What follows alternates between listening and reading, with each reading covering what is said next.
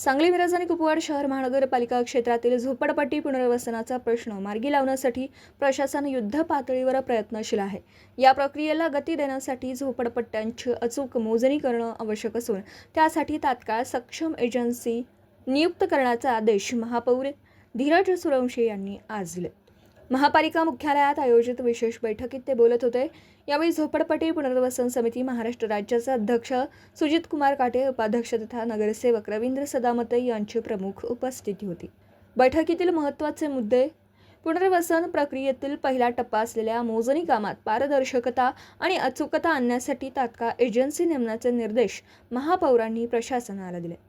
झोपडपट्टी पुनर्वसनाबाबतच सविस्तर धोरणात्मक प्रस्ताव तातडीने तयार करून येणाऱ्या महासभेच्या पटलावर चर्चेसाठी ठेवण्याच्या सूचना संबंधित विभागांना देण्यात आल्या आहेत. झोपडपट्टी पुनर्वसनाबाबतचा सविस्तर धोरणात्मक प्रस्ताव तातडीने तयार करून येणाऱ्या महासभेच्या पटलावर चर्चेसाठी ठेवण्याच्या सूचना संबंधित विभागांना देण्यात आल्या आहेत. झोपडपट्टीधारकांना त्यांचे हक्काचे आणि दर्जेदार पुनर्वसन मिळावं यासाठी प्रशासनाने सर्व घटकांशी समन्वय साधून काम करावं असे निर्देशही यावेळी देण्यात आले.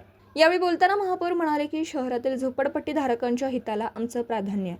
पुनर्वसन प्रक्रिया गतिमान करून नागरिकांना अधिक सोयी सुविधा उपलब्ध करून देण्यासाठी महानगरपालिका सकारात्मक पावलं उचलते. या बैठकीत झोपडपट्टी पुनर्वसन समितीचे संघटन प्रमुख सूरज पवार, उपायुक्त अश्विनी पाटील, सहाय्यक संचालक नगररचना हनुमंत मारनूर यांच्यासह महानगरपालिकेचे संबंधित विभागाचे अधिकारी व पदाधिकारी उपस्थित होते. विनायक शिंदे, सहाय्यक आयुक्त तथा माहिती व जनसंपर्क अधिकारी.